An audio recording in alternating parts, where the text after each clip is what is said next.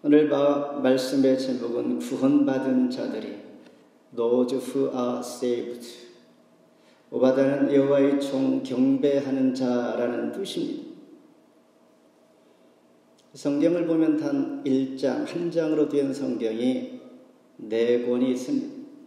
구약 성경에는 유일하게 오늘 본문을 다루고 있는 오바다, 그리고 요한 2서와 요한 3서, 그리고 유다서, 그리고 빌레몬서, 가장 짧은 하나님의 말씀 책이지만 이 안에는 귀한 하나님의 메시지가 있습니다. 오늘 본문을 통하여 하나님 나라가 어떻게 완성해 갈 것이며, 그리고 하나님을 괴롭힌 사람들은 어떻게 하나님께서 심판하시는가라는 것을 말해줍니다. 그 대표적으로 오늘 본문을 다루고 있는 1장 1절에 이렇게 말합니다. 주 여호와께서 에돔에 대하여 이와 같이 말씀하시니라. 우리가 여호와께로 말미암아 소식을 들었나니 곧 사자가 나르들 가운데에 보내심을 받고 이르기를 너희는 일어날지어다. 우리가 일어나서 그와 싸우자는 것이니라. 보라, 내가 나르들 가운데에 매우 작게 하였으므로 너희가 크게 멸시를 받았느니라. 이렇게 말하면서 에돔에 대한 이야기를 하고 있는 것입니다. 에돔 이야기로 시작하고 있다는 것은 에돔에 대한 하나님의 경고의 메시지가 시작이 된다는 것입니다. 우리가 살다 보면 우리 삶이 어쩌면 등산을 하는 사람과 비유할 수가 있는데, 헤롤드 멜츠어드라는 사람은 우리 모두는 등산을 하는 것처럼 살아가야 합니다 라고 말했습니다. 산을 오르다 보면 때때로 우리는 정상이 어디쯤 있나 라고 쳐다봅니다. 이렇게 우리는 살다 보면 우리의 목표가 어디에 있지, 얼마만큼 우리가 목표를 향하여 달려가고 있지라는 것을 돌아봐야 한다라는 것입니다. 그리고 때로는 산 정상을 오를 때 계곡을 만날 수도 있습니다. 왜 계곡에 내가 여전히 있지라고 하지 아니하고 계곡을 오를 때는 주변에 있는 아름다운 경치도 우리가 구경하듯이 여유있게 돌아보면서 지나가는 그 순간을 즐길 수가 있어야 한다라는 말입니다. 여러분은 그렇게 인생을 살아가고 있습니까? 이 말씀은 시로 끝나지 않냐고 우리는 조금 내 자신이 그렇게 살아야겠다라고 마음을 정하고 결심하고 생각을 해야 합니다. 그냥 생각 없이 살다 보면 휙 지나가 버립니다. 결국 내 자신만 손해보는 것입니다. 지금 다행히도 이 시간에 나의 목표, 등산하는 사람처럼 내가 지금 거치고 있는 계곡 같은 이 시간이라면 이 시간을 즐기면서 하나님 앞에 감사하면서 10월을 맞이할 필요가 있다라는 것입니다. 그러면서 오늘 본문에서 하나님의 백성은 재앙을 만날지라도 피할 곳이 있습니다. 예수 믿는 것이 얼마나 좋습니까? 너무나 감사한 것이죠. 하나님께서 피할 곳을 주시고 본문에서 말하는 시온산은 예루살렘을 의미하며 지금 저와 여러분이 있는 교회를 의미하는 것입니다. 시온산에 피할 곳이 있고 하나님께서 우리에게 허락하신 레퓨지가 있는 것입니다. 교회에 올라야 한다라는 것입니다. 소망 있고 그곳에 피할 곳이요, 내가 가장 평안을 누릴 수 있는 곳, 세상이 어렵고 어지럽고 혼란스러울지라도 한 주 동안 한 주를 정리하고 또 새로운 한 주를 우리가 시작할 때에 이 예배 시간이 나에게 얼마나 은혜로운 시간인가. 내가 이 한 시간을 다른 곳에 투자한다면 우리는 여전히 살아가는 그 모습, 그 상태로 열심히 무엇인가를 하게 될 텐데 그 한 시간은 너무나 쉽게 지나갈 것이나 이 한 시간에 하나님 나를 돌아볼 수 있게 하시니 감사합니다. 나는 구원받은 자들 중에 한 사람인데 나에게 주시는 말씀, 이 말씀으로 지난 한 주간을 정리하며 새로운 한 주간을 다시 한번 생각하게 하시니 감사합니다. 이런 마음으로 하나님 말씀이 들려지면 좋겠습니다. 먼저 한 민족으로 통일되리라 18절 같이 한번 읽습니다. 시작. 야곱 족속은 불이 될 것이며 요셉 족속은 불꽃이 될 것이요 에서 족속은 지푸라기가 될 것이요 그들이 그들 위에 불어서 그들을 불살릴 것인지 에서 족속에 남은 자가 없으리니 여호와께서 말씀하셨습니다. 태중에서부터 싸우고 태어난 두 아들이 있는데 바로 야곱과 에서입니다.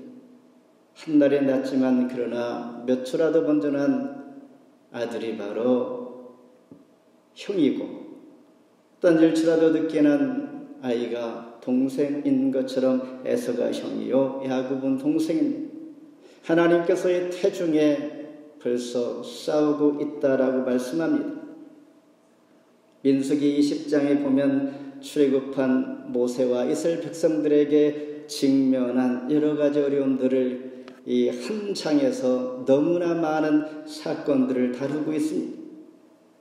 정말 이렇게 짧은 기간 내에 이 많은 내용들을 담고 있는 이 민수기 20장을 읽다 보면 인생이 정말 숨막혀서 살 수 없는 상황을 맞이할 수도 있겠다라는 생각을 하게 됩니다. 출애굽한 이스라엘 백성들은 신광야를 거쳐 가데스라는 곳에 머물게 됩니다. 여기에서 미리암이 죽게 됩니다.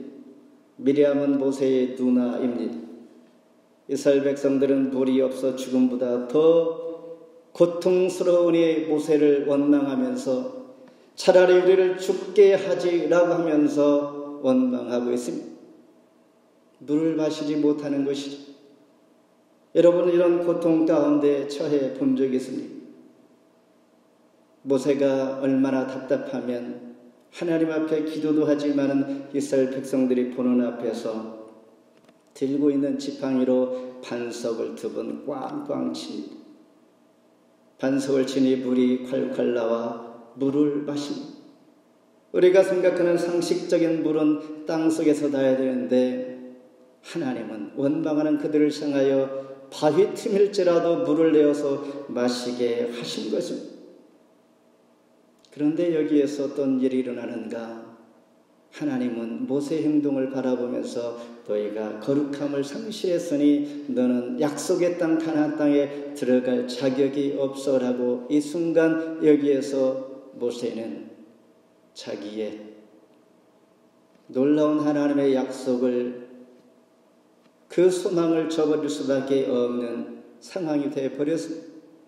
물론 하나님께서 버린 것은 아니지만 하나님은 거룩함을 드러내지 못하고 너희가 화로 지팡이로 반석을 쳤지라는 것입니다.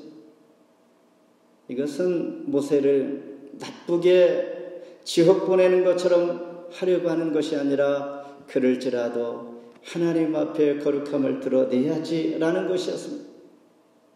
힘들고 어려울지라도 하나님께서 원하시는 하나님의 방법대로 하나님 앞에 나의 모습 구원받은 자들처럼 우리가 삶을 살아가면서 하나님 앞에 서야 한다라는 것입니다.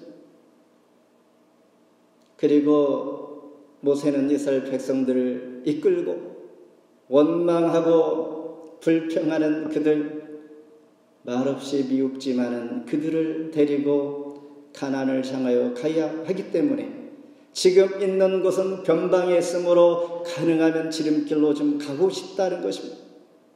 날은 덥고 먼지는 나고 갈증을 느끼면서 목적지를 향하여 자동차로 가는 것도 아니요 좀 지름길로 가고 싶어 에돔 사람들에게 그 땅을 통과하자고 부탁을 합니다. 그런데 에돔 왕은 거절하고 맙니다. 그리고 민수기 20장 그 대목에서 아론은 그때 죽게 되어 30일 동안 애곡을 하는 것이죠. 민수기 20장 17, 18절을 제가 읽어보면 모세가 에돔 왕에게 이렇게 말합니다. 내가 당신에게 말합니다. 당신의 땅을 좀 지나가게 하소서. 밭이나 여러분의 포도 노래가 가지 않겠습니다. 망가질 수가 있으니 그리고 당신들이 귀히 여기는 우물물도 마시지 아니하고 위험한 지역으로 가지 않고 왕의 큰 길로만 갈 테니까 여러분이 뻔히 보는 그 길로만 갈 테니 그리고 좌로나 우로나 치우치지 아니하리니 좀 가게 해달라고 하니 에돔 왕이 말합니다. 그것은 되지 않습니다. 칼로 너를 대적할까 하노라. 칼로 너희들 지나가기만 하면 여러분 대적할 거야. 이렇게. 에돔 왕, 에돔은 바로 에서와 야곱 형제의 나라, 형제의 족속인데 형제에는 전혀 없고 너무나 자비가 없는 황당한 이런 모습을 바라보면서 두 형제는 이스라엘과 에돔과의 전쟁은 열왕기서와 역대서에서 전쟁이 계속됩니다. 성경을 보면 정말 형제를 서로 사랑하고 잘 지내는 형제가 그다지 많이 없습니다. 우리가 들어서 알지만은 한국에 있는 형제나 이민 와 있는 형제나 잘 지내는 형제가 그렇게 많이 없음을 우리는 보게 되면서 대표적인 성경의 인물들 가운데 아담의 아들 가인과 아벨은 서로가 시기하여 가인이 동생 아벨을 살인하게 됩니다. 또한 요한복음 15장에 보면 누가복음 15장인가요? 탕자를 몹시 미워한 그 형 아버지는 탕자를 그래도 용서하는 마음으로 분깃을 주어 보냈지만은 그리고 다시 돌아온 그 탕자를 용서하여 받았지만은 그 형은 여전히 미워합니다. 아들을 위해 그 탕자를 위해서는 황소를 잡아 잔치를 베풀며 나에게는 염소새끼 하나 주지 않는 아버지에게 항의하면서 불만을 터뜨리는데 아버지는 이 집에 있는 것이 다 너의 것인데 왜 이러냐고 타일릅니다. 형제가 잘 지내는 모습 드뭅니다. 요셉의 형들은 요셉을 애굽에 팔기까지 한 이 모습들을 바라보면서 여러분의 형제는 우애하며 잘 지내고 있습니까? 시간이 지나며 세월이 지날수록 사람들의 마음이 인색해지고 각박해지고 감사는 물론 더 형제와 형제애가 없어지는 안타까운 시대에 우리는 살아가고 있는데 오늘 말씀을 통하여 우리는 조금이라도 내 자신이 실천하며 더 가까이 가고자 하는 이 마음이 일어나지 않는다면 우리는 다시 한번 자신을 돌아봐야 합니다. 인생에 있어서 가장 큰 불행은 무엇인가? 형제의 사랑을 하지 못하는 것이라고 예수님께서 가르쳐 주십니다. 요한복음 15장 13절에 사람이 친구를 위하여 자기 목숨을 버리면 이보다 더 큰 사랑이 없나니 여기서 친구는 형제입니다. 형제를 위하여 자기 목숨을 버린다는 것 쉽지 않습니다. 그러나 하나님의 말씀을 의지하여 산다면 할 수 있는 것이죠. 못하는 것이 즉 하나님께서는 가능한 것이죠. 그럼에도 불구하고 에돔 사람들은 형제의 나라를 약탈하고 교만한 에돔 결국 하나님의 심판을 받아 주 70년 만에 로마에 의해서 지푸라기가 되고 맙니다. 지금 읽은 18절 말씀처럼 불과 불에 의해서 불타 지푸라기가 되고 만다는 것이 반드시 사라지고 멸망할 수밖에 없는 형제의 사랑을 하지 못할 경우 무서운 하나님의 말씀이 오늘 우리에게 형제 사랑, 이웃 사랑, 원수 삼지 못하는 것들, 특히나 지금 에돔은 약탈까지 하고 더 어렵게 만드는 이러한 참 비겁한 그런 형제를 보게 됩니다. 그러나 야곱과 요셉, 야곱은 남유다, 요셉은 북이스라엘 의미합니다. 하나님께서 택한 야곱과 요셉은 포로에서 본토로 돌아와 귀환하면서 하나가 되는 통일된 민족을 이루게 하나님 하십니다. 즉 살아 없어질 위기에서 한 민족으로 다시 부름을 받게 하시는 것 철저한 하나님의 은혜입니다. 하나님 안에서는 가능하다라는 것입니다.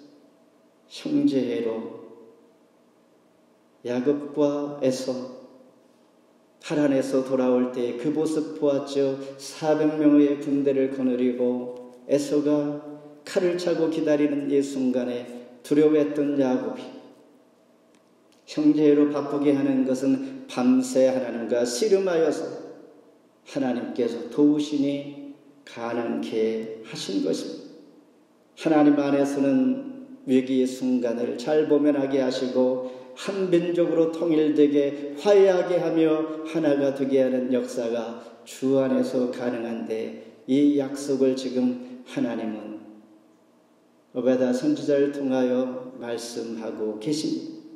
통일되리라. 두 번째는 회복되리라. 19절 함께 읽겠습니다. 그들이 내게 북과 에서의 산과 평지와 블레셋을 얻을 것이요 또 그들이 에브라임의 들과 사마리아의 들을 얻을 것이며 베냐민은 길앗을 얻을 것이며.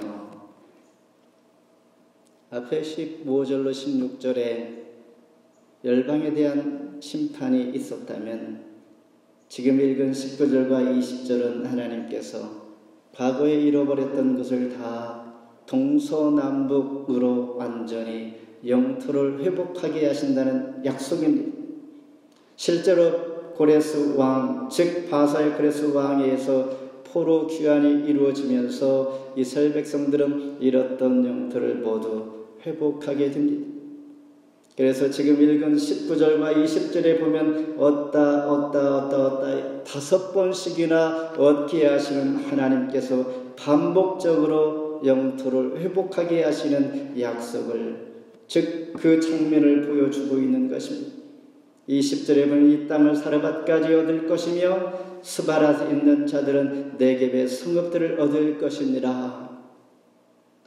하나님 안에서는 잃었던 것을 얻게 하십니다. 소급하여 얻게 하실 뿐만 아니라 놀라운 하나님의 은혜를 체험하게 하십니다.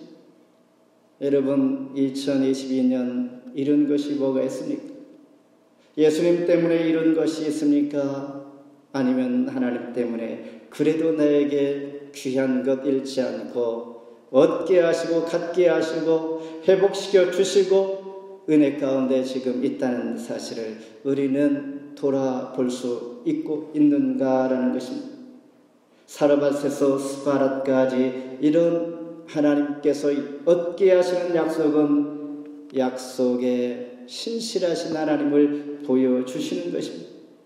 이미 창세기 28장 14절에서 서쪽과 동쪽과 북쪽과 남쪽으로 퍼져나갈지며 땅의 모든 족속이 너와 네 자손으로 말미암아 복을 받으리라. 아브라함을 향하여 약속한 그 약속을 신실하게 지키시는 하나님. 다시 말해서 하나님은 땅의 소유권을 가지고 있습니다. 우리가 가지고 있는 이 땅에서 소유권은 영원하지 않습니다. 내가 가지고 있는 집, 오늘로서 나는 살아가고 있지만은 우리는 언젠가 몇 년 후에 뜻하지 않게 이사할 수가 있습니다. 다른 곳에 이사가면서 또 나는 새로운 내 이름으로 등록을 하게 되고 기존 집은 또한 다른 사람 명의로 넘어가게 됩니다. 전체적으로 보았을 때는 잠시 우리가 머물러 있을 뿐입니다. 하나님께서 부르실 때는 우리는 가져가는 것이 없다는 것입니다. 우리가 사는 이 땅은 모든 것이 다 하나님의 소유요, 하나님께서 원하시면 우리에게 허락하시고 또한 잃게도 하시는 이와 같은 일들, 땅은 하나님의 것이기 때문입니다. 신명기 6장 3절에 이스라엘아 듣고 삼가 그것을 행하라.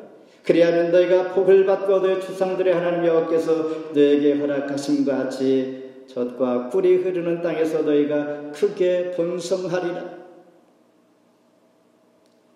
우리는 여기에서 한 가지 기억해야 할 것은 우리의 삶의 우선순위를 하나님 앞에 두시기를 바랍니다.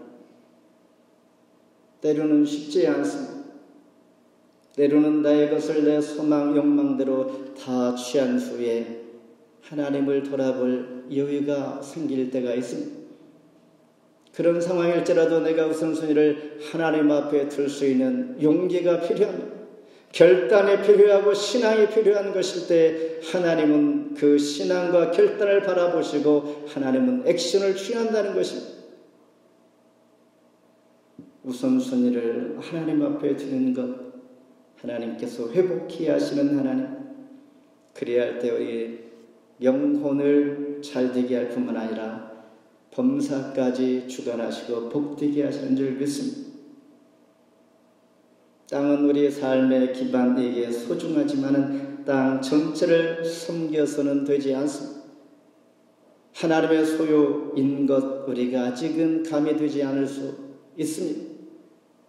내 것은 내 것이요 내가 가진 것 엑스트라 하나님을 내가 섬김이고 하나님을 내가 정말 섬기는 것 주님 아시죠. 그러나 하나님께서 달라 할 때 줄 수 있는 그런 용기가 있는가. 땅의 소유자 하나님이신 것을 고백하면서 그분을 섬기며 우선순위로 두고 살아갈 수 있기를 바랍니다. 마지막으로 주님이 친히 왕이 되리라. 끝절 21절 같이 읽습니다. 구원받은 자들이 시온산에 올라와서 에서의 산을 심판하리니 나라가 여호와께 속하리라. 본서의 결말입니다. 성경 전체의 결론과도 같은 이 귀한 메시지 바로 마지막 21절입니다. 지금 남유다가 바벨론에서 멸망당하고 에돔이 승리하는 것처럼 보입니다. 악한 사람이 잘 되고 번성하는 것처럼 보입니다. 그러나 아직은 끝이 아닌데 사람의 생각은 매우 짧습니다. 야곱 족속이 곧 구원받게 되는 것을 모르는 것이죠.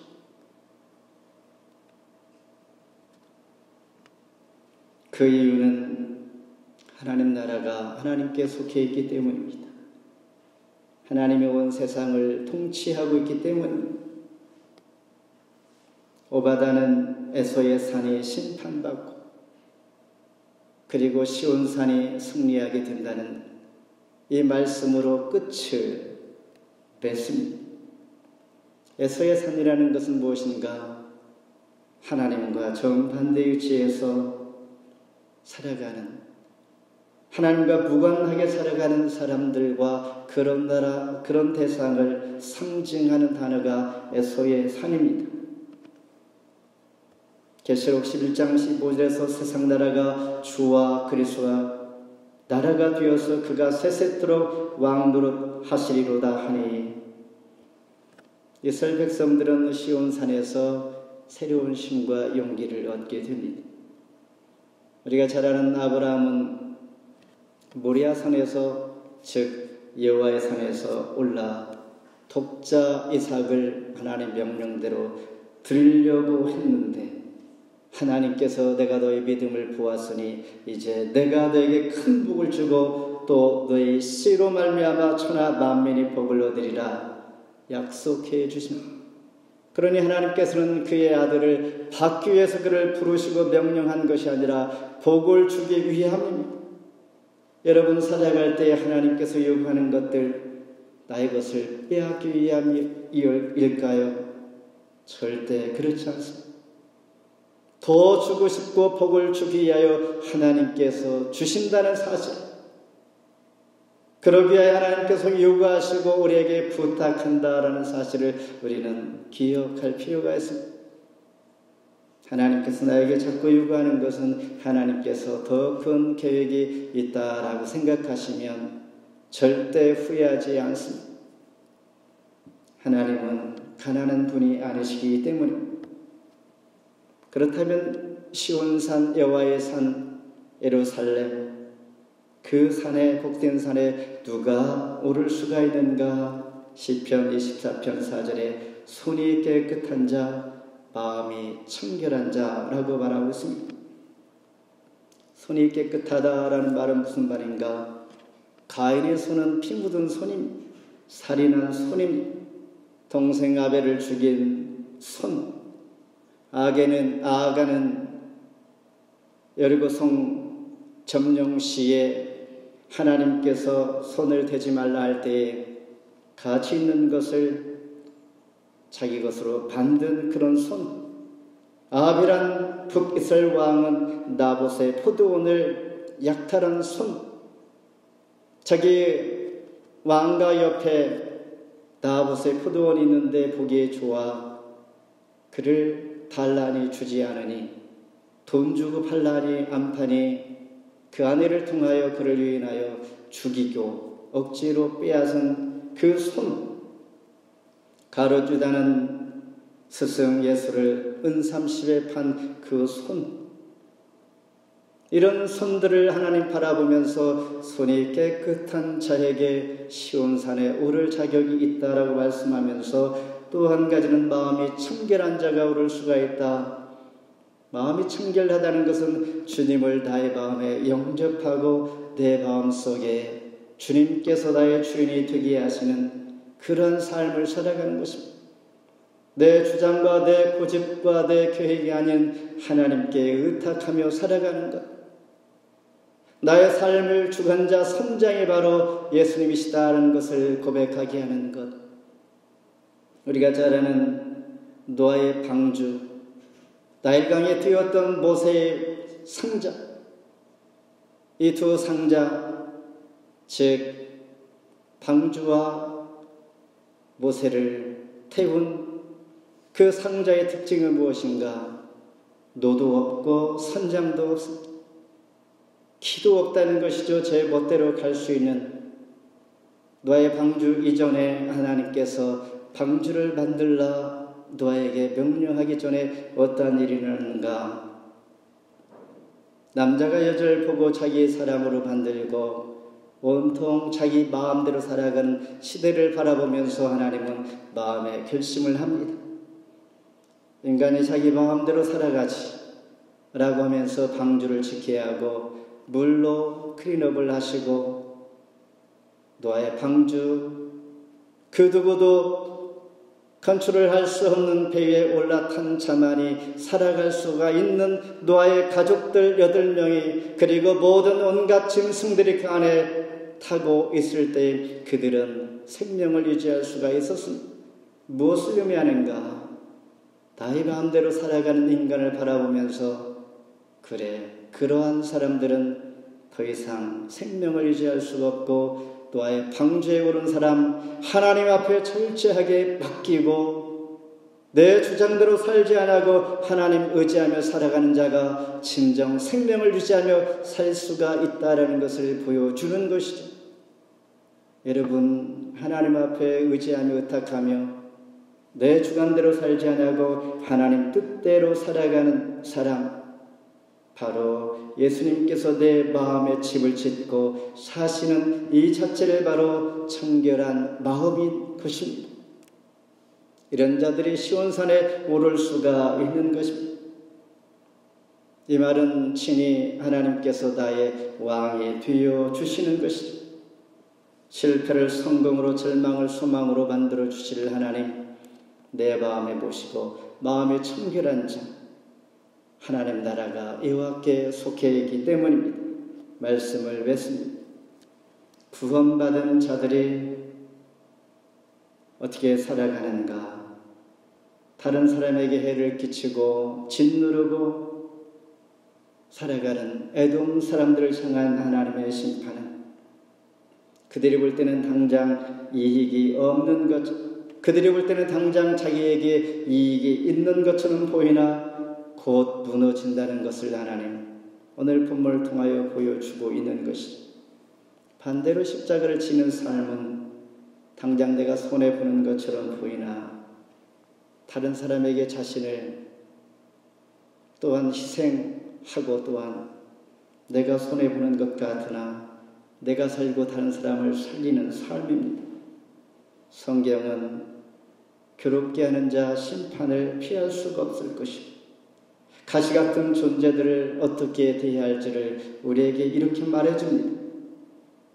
신명기 23장 7절에 너는 에돔 사람을 미워하지 말라.